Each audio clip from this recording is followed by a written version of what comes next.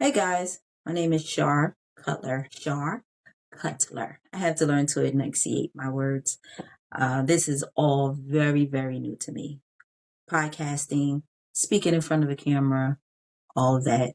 New. Never thought I would be doing it ever.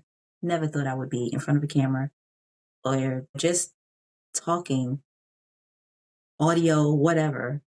Because I think I'm going to start off with just audio. But never thought I would be doing this. But here we are. And that's why I decided to name it. And here we are.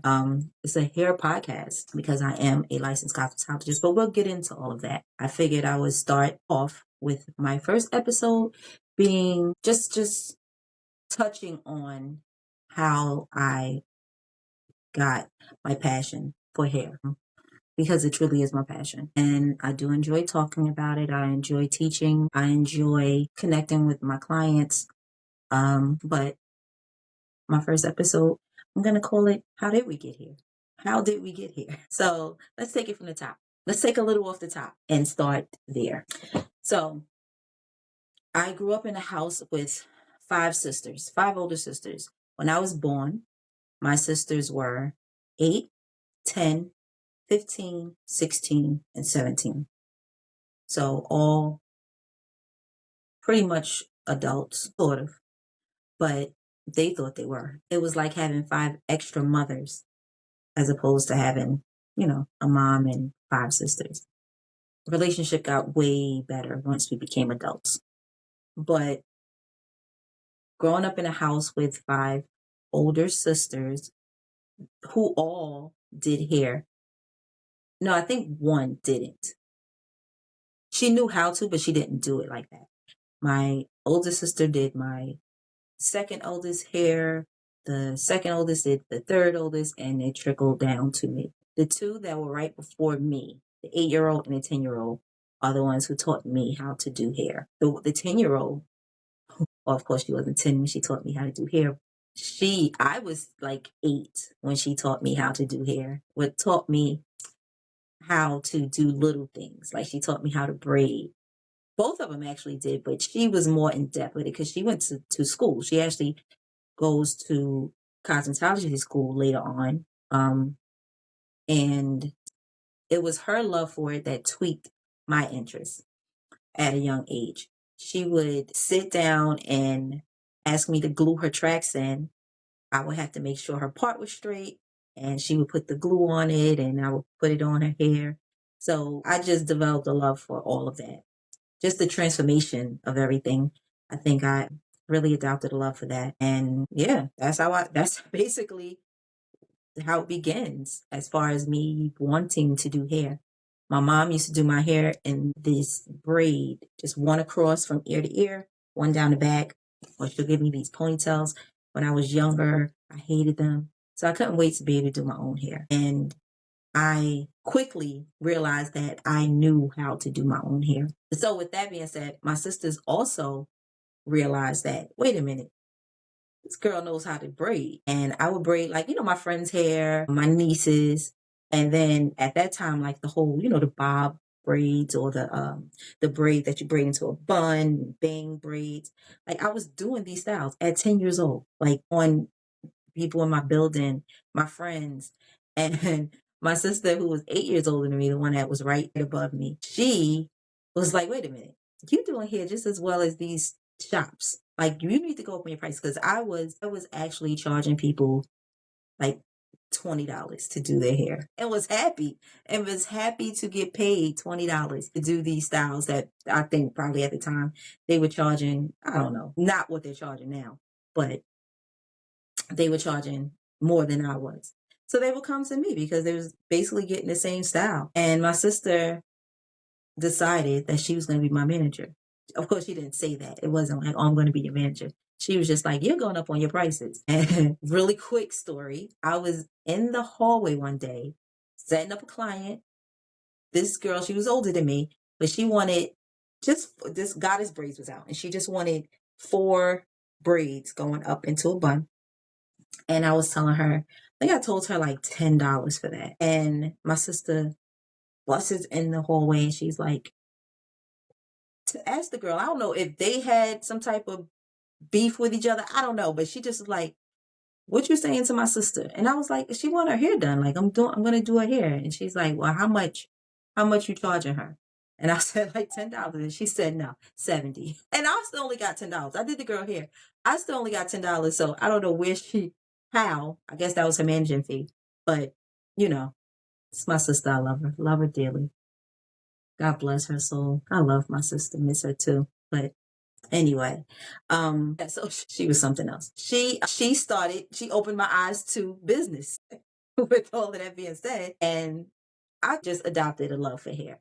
Now, when my other sister, my one who was 10 years older than me, when she went to cosmetology school, I was still her books and just read through her books. Like I was fascinated with hair. So just being in the house with my sisters is what started it. Fast forward, I never really thought that I wanted to do hair as a career. In high school, I said I wanted to be a doctor. And really because I do honestly do love fixing things, making people feel good. So, a doctor just made sense. I wanted to be a doctor. But I also realized that I didn't want to go to school all those years to become a doctor. I kind of went into like the whole business field. Like I'm like, I just want to manage a business. And so I went after high school, I went to a trade school. I actually went to what was it, Satone Institute for Office Automation. And this was back in what, 98. Back in 98. And I enjoyed it. I did that. I went to a temp agency right after I finished, which was like a year, I believe, and got into the corporate world. Work in corporate, probably making like $15 an hour starting. And this was back in 99. So at the time, I have no bills. I live at home. I'm good. I had my car. I'm good. Always did hair on the side. Always did hair on the side. Not really charging what I could have or should have. I was doing friends and family hair. I would tell people, don't tell nobody I did your hair. Because I love to do it. So I wanted to do it. I wanted to practice everything that I saw, any style I saw on TV. I'm like, oh, I can do that. Let's do that. The whole weave thing just blew my mind. When it came out of getting like glued tracks and moved on to sew-ins, loved doing that and making it look natural. That was always my thing. Like I just want to make it look natural. Like it has to look natural. So always did that on the side. But then I became a mom and I'm like, okay, I was working corporate anyway. So that was like, okay, this is what I'm going to be doing because I have someone who's depending on me. So I couldn't play around with the hair thing as far as a profession, but I still always did it on the side. That was going to be my life. I'm going to be a mom, I'm going to work corporate, and I'm going to do hair on the side. The hair was my side piece. Hair was always my side piece at that point. Meanwhile, while I'm working, I wanted to learn more about hair. So I decided to go to cosmetology school while I'm working. So I started off doing night classes, but then I would ask, like, I got cool with even the owner of it was a private cosmetology school, and it was, in my town where I grew up, and I got really close with the staff as far as my teacher, my cosmetology teacher, both of them, all three of them actually. But one, that was my girl, and she would let me come in to the day classes too, and I was able to record those hours as well. So I finished quicker than most people did. I came in after people who was there already and left before them because it's a 10-month program, I believe. This was years ago, but I believe it was a 10-month program. And I finished it either right on time or right before. It was, because I did take extra hours. Not going to work so I could go to cosmetology school. Like dead serious. Like I would call out of work so I can go to class. That was, it wasn't smart, but I did it. Ended up losing my job, but I wasn't upset because I'm like, okay, now I could go to school full time. Went to school full time, got my license. I remember going to take it. I was so excited. My girl, Erica, actually, she drove us out there. I took my niece, Tiffany, and because you have to bring a live model, you have to do the theory, which is the written. and then the practical, which is you have to work on someone. So Erica drove us out there, sat in the car in the heat because this was summertime, while I went in there and Tiffany let me play in her hair for this test.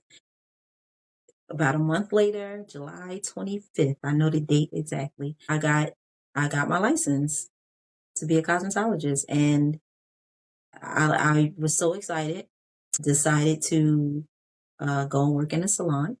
And the one that I did work in first was in Hoboken. I decided to go out and work in salons. At this time, I'm not doing corporate anymore. So I'm like, let me see what the salon thing does. Still have a child to feed, but let's see how this. I went to Hoboken, New Jersey. It's close by where I'm from, Jersey City, and I worked in a salon. It was called Adam Drum Salon. It's not there anymore, but the owner of this salon was just amazing. Her sister did wax. She was like more of a colorist. The owner, beautiful lady. She taught me so much about scheduling. When I tell you, she had her clients, and this sounds bad, she had her clients trained, but she did. Like her clients would be what we call in like 10 minutes away. And I'm like what's going on? Because I'm used to, you go into a salon, you sitting in there all day. Like you're in there all day. That's what I'm used to seeing. And she explained to me, you teach people how to respect your time by respecting your own time. And this is something that one of my shows will be about later on. So I'm not going to go too much in depth, but scheduling is very important. And I've learned that. I've gained many clients from that alone. For that alone, I've gained a lot of clients. But she taught me that, and I've learned something from each of the salons that I've worked in. I've worked in many different types of salons, and I've learned to take from good and bad. I learned something from it.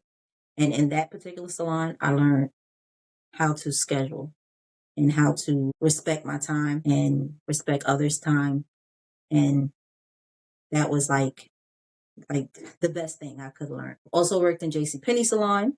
So the whole big corporate type of salon, that was really good as far as learning the business, the different apps you can have, learning how important retail is to having a salon. It's also where I realized like I can do this. I can run a salon. I can own a salon. I can do this. So the reception end of it, I learned all of that there. I worked in another salon downtown Jersey City. It was owned by a lady who had a big footprint in like the entertainment world. So I was able to be around, celebrities, and I quickly learned that that was not what I wanted to do.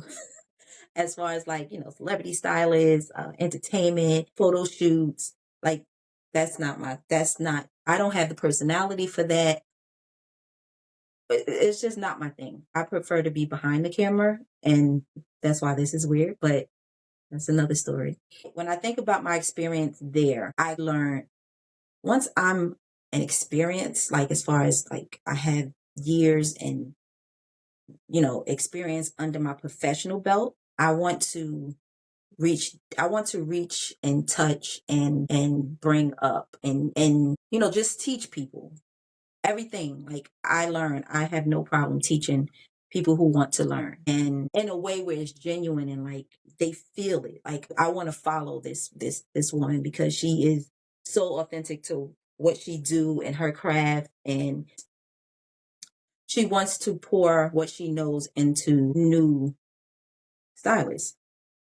That's the person that I wanted to be. Not that she wasn't that, because I did learn a lot of different weave techniques from her, but I would say it was that's another story. I will talk about that in an upcoming podcast, but she was definitely, I learned a lot from her. I would just say that. I learned a lot from her. Great experience. I worked in a salon in Newark.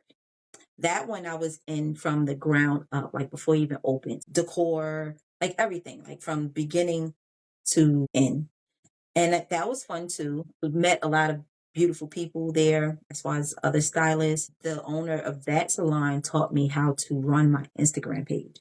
She was great at marketing. great at marketing. So I took that much from her. And after all said and done, I just realized, you know what? I want my own thing.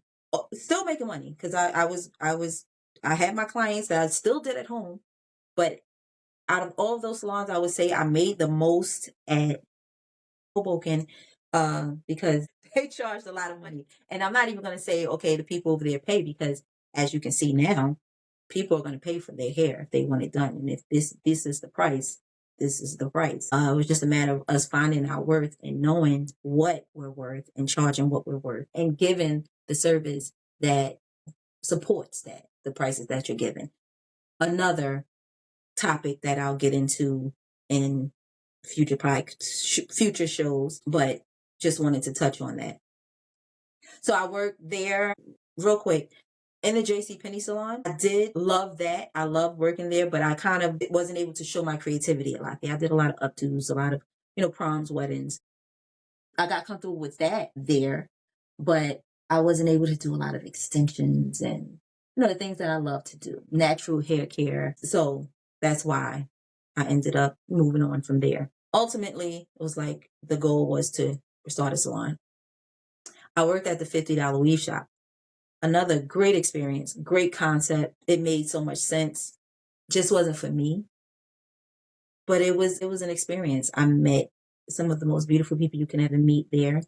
I met my other girl, Erica. I met Taisha. I met Mika. I met so many different people there, who I'm still in contact with. Sandra. It's just a whole vibe. It was a whole vibe there. We became a family. I met Shonda there. That's where I met Shonda. My heart. That's my girl. She and I bring her up specifically because she and I actually opened our first salon together, Studio S. And this girl convinced her fiance to let us use one of his apartments. It was a ground level apartment as a salon, and he did it. Like, he would do anything for her, but he did it. He came in there. He built counters for us, the stations. He put these stripes on the wall that we had. We had all these ideas. Had this lime green sofa that my niece like customized for us. We did it up, and we was doing our thing. We was doing our thing there. And it was cool. Yeah, may she rest in peace as well. But she and I did our thing there. It was amazing. And then I went on to do an actual commercial salon, like a storefront salon. I called her up and was like, I need you at the salon. I need you there. And she was like, I'm there. No problem. So I had her there. I had, who else was there with us? My niece, of course, my niece was there with us. We had jewelry there. Erica was there. So yeah, I had other workers, other stylists there. We were there, we were working, this was the beauty firm.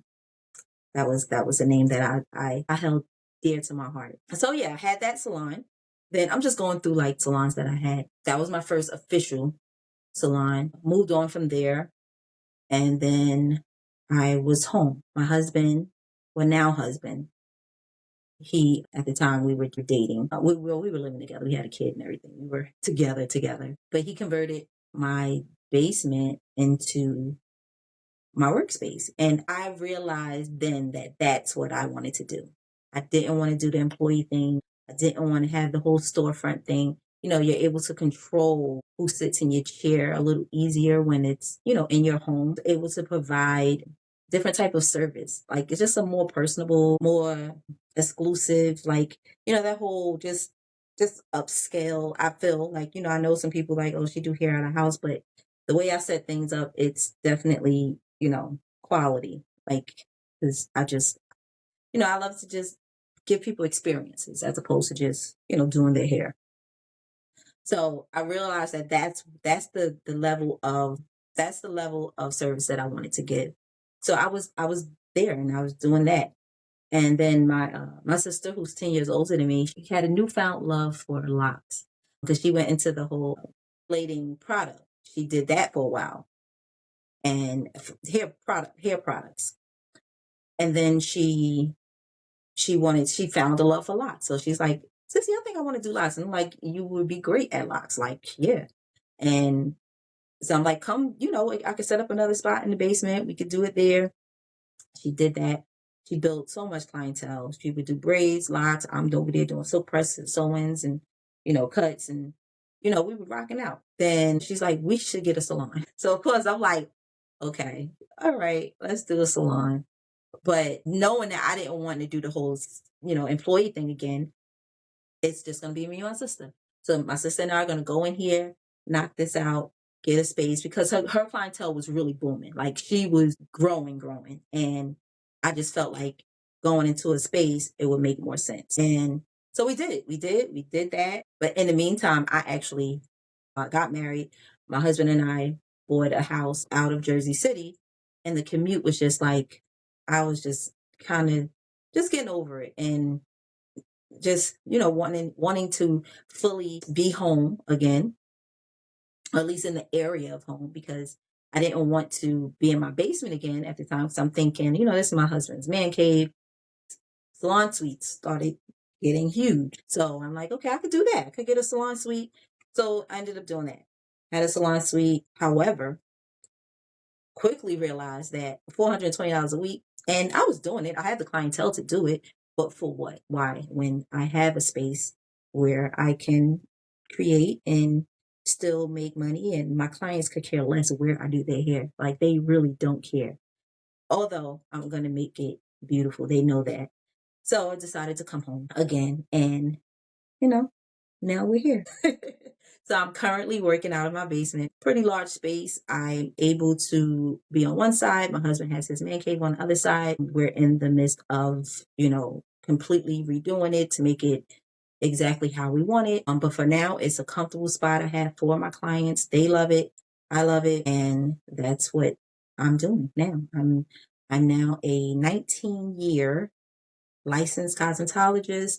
As you just heard, I've owned different salons. I've worked in several salons. Hair is just in my bloodline. It just is. And how I got here, as far as having a podcast, because the conversations that I have with my clients are so in depth sometimes. I have such a great connection with my clients and just people in general when, once I get to know you. And it's like, one of my clients who's in public relations, she's for years have been telling me, you need to get in front of the camera. Like, she's like, some of the things that you say to me, the world needs to hear. She's like, and I know you have great relationships with all your clients. Your outlook on the industry, your outlook on hair overall, you should just share it. Just share it. And when I tell you for years, she's been saying this to me, and I'm just like, girl, I look at the way some people promote their business online. And I'm like, excuse my French, but I'm not here to sell,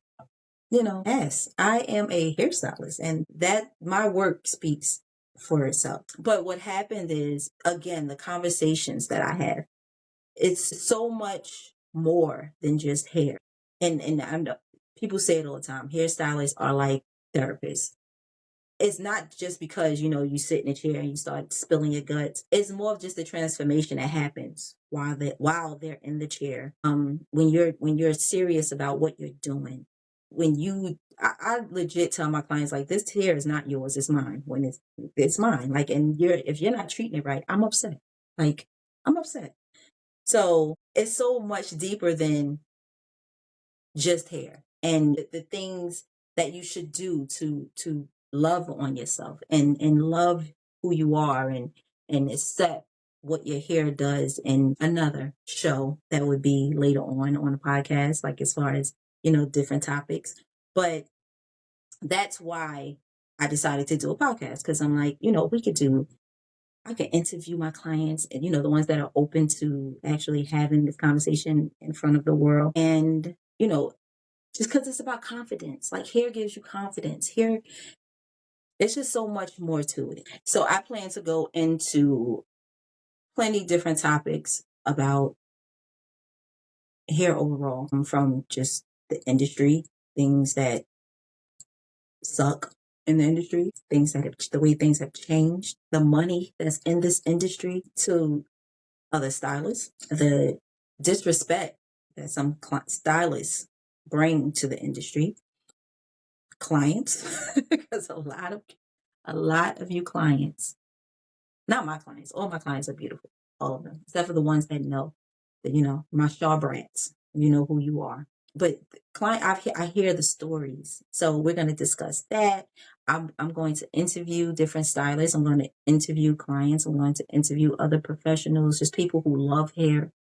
I look forward to doing all of that. So I'm excited about it. And here we are. So that's how all of that came about. That is how everything came about.